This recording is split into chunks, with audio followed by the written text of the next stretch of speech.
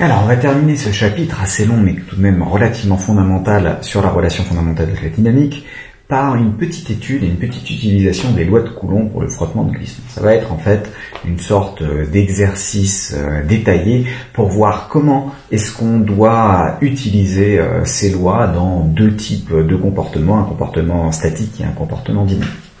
Pour le comportement statique, on veut déterminer, vous avez un objet qui est situé ici, et puis vous voulez savoir à partir de quel angle votre objet va commencer à glisser. Donc vous avez, hop, vous voyez que dès que je dépasse un certain angle, l'objet se met à glisser, et si j'essaye de le reposer, il se continue à glisser systématiquement, donc en fonction de la valeur de l'angle. Si je suis vraiment à un angle supérieur, vous voyez que quoi que je fasse, ça va forcément descendre, alors qu'à un angle inférieur, il va rester en position. Bien, donc on va essayer de représenter ça et de modéliser ça le mieux possible.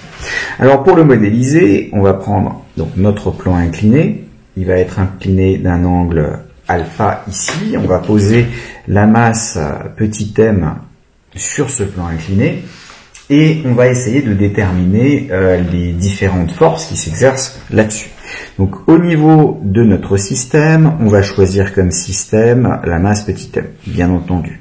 Comme référentiel, le référentiel terrestre galiléen, bien gentiment galiléen, parce que l'expérience se fait sur quelques secondes, qui est très petite devant un jour entier. Et au niveau de l'inventaire, il n'y a que deux forces complètes, qui vont être le poids, P, qui vaut mg, et la réaction du support, qui permet à la petite masse de rester en place. Et cette réaction du support va se décomposer en deux parties, la réaction normale, celle qui est perpendiculaire au support, et la réaction tangentielle, celle qui est parallèle au support.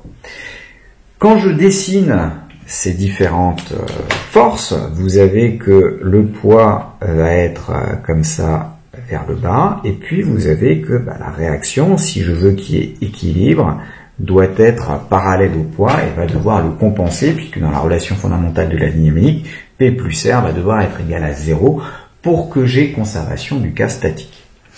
Bien, quand j'ai ça, moi ce qui va m'intéresser, ça va être d'utiliser N et taux, et vous voyez que N, si je prends la version qui est perpendiculaire au support, il va être comme ça, alors que taux, il doit être dans ce sens-là, et j'ai bien que ce vecteur-là plus celui-là, ça me donne le R qui est ici. Donc, je les ai mis en couleurs différentes, même si ce sont quand même des forces, pour la simple raison que je ne dois pas compter à la fois R et N et taux, c'est soit l'un, soit l'autre. L'avantage, c'est que les lois de Coulomb me donnent des informations sur N et sur taux. On suppose qu'il y a équilibre. On suppose qu'il y a équilibre. Et on veut savoir à quelle est la condition pour laquelle on va avoir équilibre, condition en particulier sur l'angle. Si on suppose qu'il y a équilibre, ça veut dire que l'accélération est nulle. Ça veut dire que quand j'applique la relation fondamentale de la dynamique, j'ai que m fois l'accélération, c'est la somme des forces, donc P plus N plus taux, donc PG, que le vecteur nul, est égal à P plus N plus taux. Alors maintenant on se pose la question de quel va être le repère dans lequel je vais faire des projections. On pourrait se dire, je prends le vecteur XY qui est comme ça, du coup P va avoir une projection particulièrement simple, mais ça va être pénible d'avoir la projection de N et de taux, et donc sur chacune des projections, je vais avoir du N et du taux qui vont apparaître, les normes de ces trucs-là, que justement pour le moment, je ne connais pas encore. Donc c'est pas très habile de faire cette projection-là. On va plutôt essayer de se prendre un repère qui soit un repère de travers. Par exemple, un repère qui descende comme ça, qui va être mon E grand X, et puis un repère qui est perpendiculaire ici, qui va être mon E grand Y. Donc je prends un XY, donc toujours un repère cartésien, mais un repère cartésien de travers. Ici, il n'y a pas vraiment lieu, même si on pourrait y penser avec l'angle alpha, de se placer en coordonnées polaires, parce qu'il n'y a pas de... Les mouvements se font uniquement selon cet axe-là, et ça va être plus pénible qu'autre chose de se placer en polaire. Quand vous avez un mouvement qui est un mouvement rectiligne, le bon réflexe, c'est de choisir un repère cartésien qui soit aligné avec le mouvement, si vous connaissez le mouvement. Et là, on sait que le mouvement ne pourra se faire que selon le plan, puisque vous ne pouvez pas passer au travers du plan. Bref, donc je vais faire mes deux projections. Si je fais la projection sur EX, alors avant de faire mes projections, on n'a qu'à écrire les expressions des différents vecteurs. Vous voyez que n, le vecteur n, il est fort sympathiquement décrit par sa norme selon le vecteur EY. C'est-à-dire qu'il a une seule composante, selon y, elle est positive, et ben du coup c'est forcément sa norme. On peut très bien dire que c'est norme de n fois norme de y fois cosinus de l'angle entre les deux, comme l'angle est nul, cosinus de 0 ça fait 1, donc la projection c'est bien n selon y. Mais bon, quand vous avez la vision directe, voilà, vous voyez que n il est selon plus y, uniquement selon lui, donc c'est forcément la norme qui est devant. De la même manière, taux il est selon moins ex, donc taux va s'écrire moins norme de taux EX. Et ça, c'est norme de taux fois norme de EX fois cosinus de pi, puisque vous voyez qu'il y a un angle pi entre les deux. Et donc on retrouve cosinus de pi, il me donne le moins selon EX. Et norme de EX, ça vaut 1. Donc je retrouve cette expression-là. Vous pouvez aussi utiliser les projections habituelles et simplement vérifier la projection selon y de taux est nulle, la projection selon x de n est nulle, et donc j'ai ça. Mais vous pouvez aussi le donner directement, si vous le voyez directement. Reste à trouver le poids. Le poids, c'est mg fois cosinus de l'angle entre P et EX selon EX, plus mg, la norme de P, fois cosinus de l'angle entre P et EY selon EY. La question c'est, quel est cet angle? Alors, on va pouvoir voir plusieurs choses. Ici, on retrouve l'angle alpha. Pourquoi? Parce que si je prends ça et que je le fais tourner de 90 degrés, l'horizontale devient verticale vers le bas et l'axe qui est ici devient un axe dans ce sens-là. Donc là, j'ai alpha, ce qui veut dire que ici, j'ai pi sur 2 moins alpha. Donc entre P et EX, j'ai un angle pi sur 2 moins alpha. Bon. Entre P et EY, vous voyez que j'ai cet angle-là, c'est le supplémentaire de celui-ci, et donc ça va être du pi moins alpha. Reste plus qu'à connaître ces relations trigonométriques ou retravailler sur le cercle trigonométrique.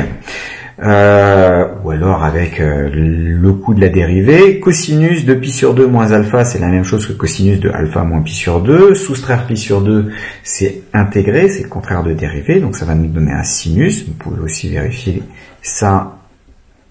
Donc j'ai un sinus alpha selon EX. Et ici, cosinus de pi moins alpha, c'est moins cosinus alpha, donc j'ai du moins mg cosinus alpha selon EY. Le mieux, quand vous avez des projections, c'est toujours vérifier dans des cas particuliers. Si alpha vaut 0, P doit être selon moins EY. Alpha égale 0, sinus alpha est nul, donc il n'y a pas de terme en EX. Cosinus alpha, ça vaut 1, donc j'ai du moins mg EY. C'est bon. Si alpha vaut pi sur 2, P va être selon EX. Sinus de pi sur 2, ça vaut 1, donc j'ai du mg EX. Cosinus de pi sur 2, ça vaut 0, rien selon EY. Donc ça marche.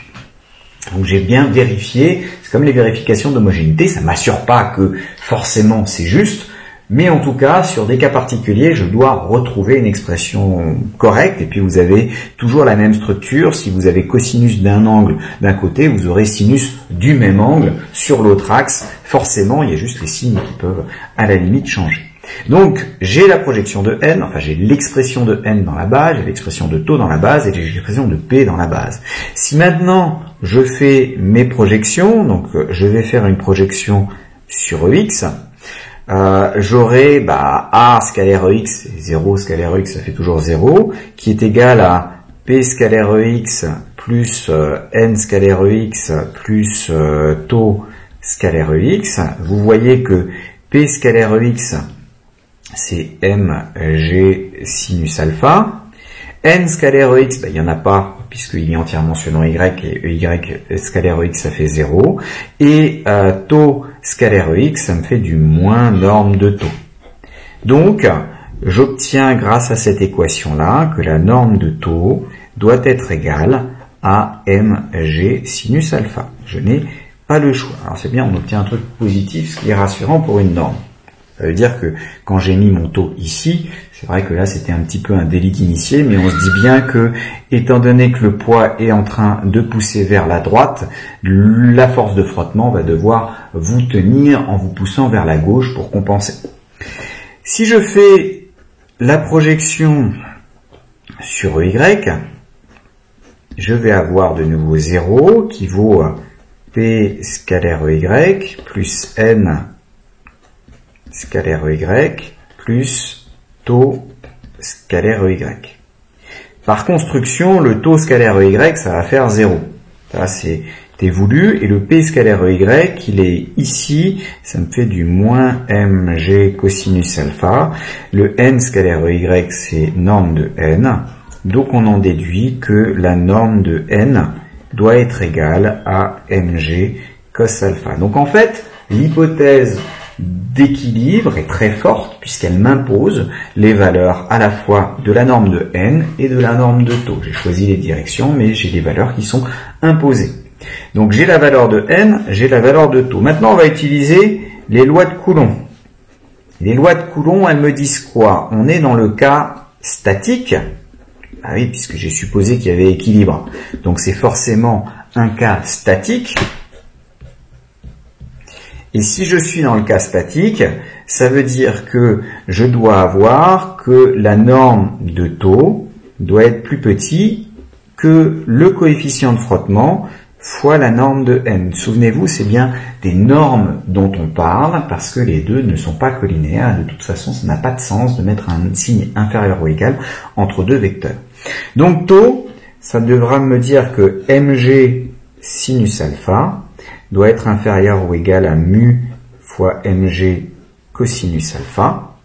Vous voyez que les mg, gentiment, ils disparaissent. Ça ne dépend pas du poids du truc qui est dessus, ça ne dépend que du coefficient de frottement. Alors le coefficient de frottement, il dépend des surfaces. Vous voyez que cette surface-là est légèrement rugueuse et ça, par contre, c'est relativement lisse. Donc si je change de surface, ça changera. Par revanche, si je prends le même type de surface mais des poids différents, des masses différentes, ça ne changera absolument rien.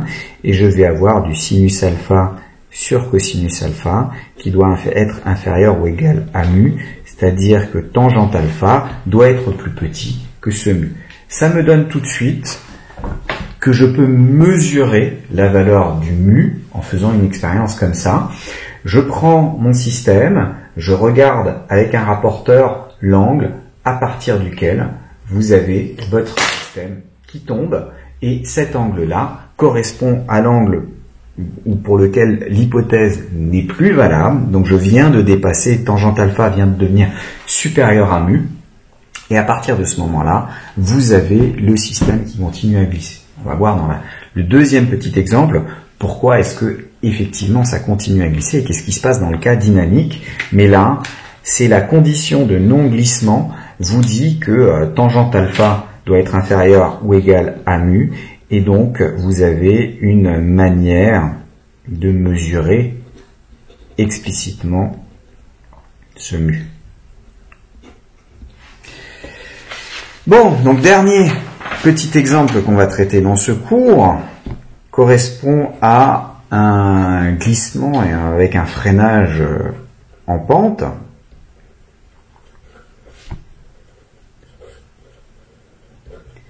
Donc je vais prendre le même système.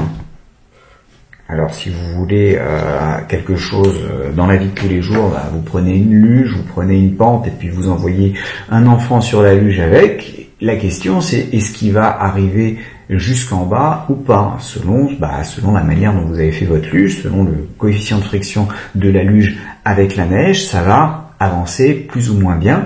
Et justement, la différence entre l'été et l'hiver, c'est que le coefficient de friction de la luge avec, je sais pas moi, de la pelouse qui est sur votre petite butte de terre qui est en pente, va être beaucoup plus important que le coefficient de friction de la même luge avec la neige. C'est pour ça que sur la neige, il y a freinage, mais le freinage va être moins important. Donc, comment est-ce qu'on peut faire ce freinage en pente? Alors, on va prendre le même système. Donc, j'ai de nouveau un alpha. J'ai de nouveau ma masse petit m, j'ai le poids qui est ici, et nous avons aussi la réaction normale dans ce sens-là, la réaction tangentielle dans ce sens-là. Pour le moment, c'est exactement la même chose.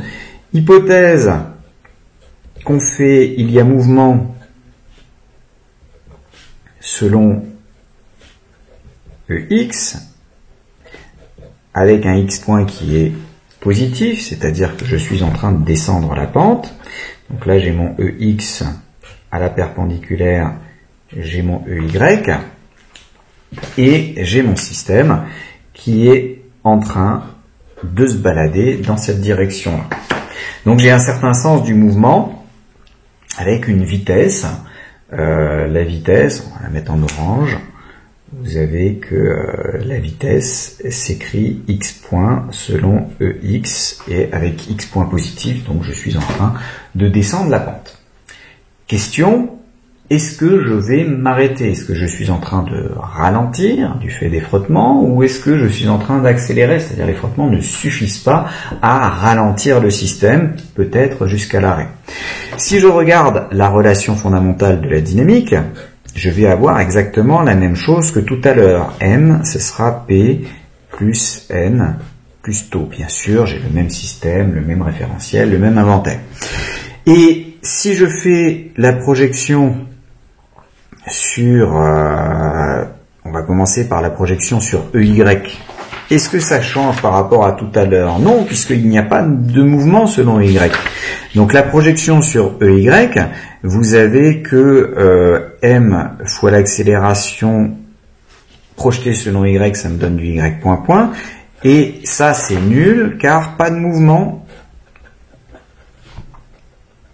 Pas de mouvement selon EY. Ça, c'est par une des hypothèses. Je suis en train de glisser sur ma pente. Je suis pas en train de rebondir et de me déplacer verticalement perpendiculairement à la pente.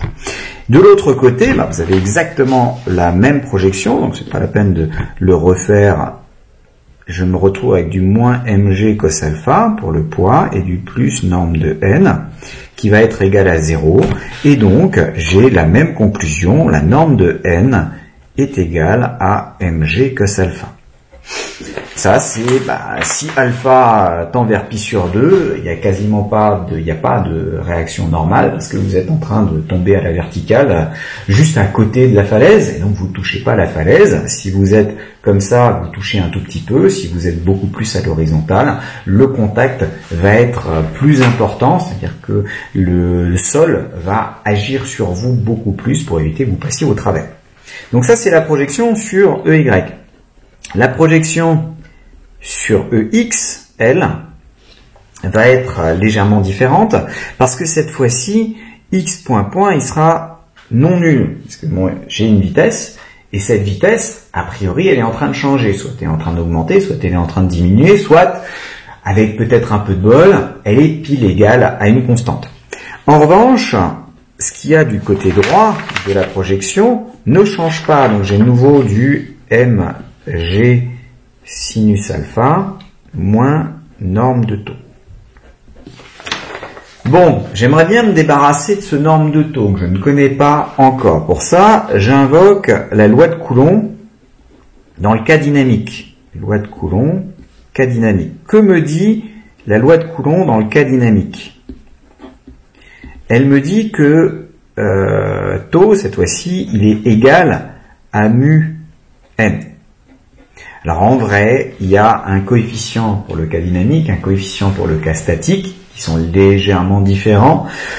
En pratique, dans les exercices, on va pouvoir souvent les identifier l'un à l'autre, parce que ça suffit en première approximation. Si jamais vous voulez faire des choses un tout petit peu plus subtiles, ce sera peut-être intéressant de le faire. Donc vous avez cette égalité. Du coup, on connaît la valeur de la norme de cette force de frottement en fonction de celle-là. Et vous voyez, de nouveau, si vous tombez juste à côté de la falaise, comme vous ne touchez pas la falaise, vous ne frottez pas, et donc elle ne vous ralentit pas, et vous allez continuer à tomber en chute libre. Donc là, on a le taux, je peux le remplacer là-dedans, et vous voyez que mon mx, va s'écrire mg, facteur de sinus alpha moins mu cosinus alpha.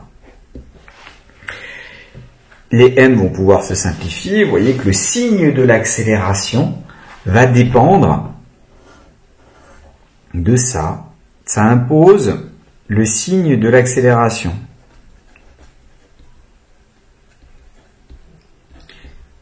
Si sinus alpha est supérieur à mu cos alpha, c'est-à-dire si l'angle alpha est relativement grand, au pire il vaut pi sur 2, là j'ai 1, là j'ai 0 et je suis tranquille, je suis dans cette configuration.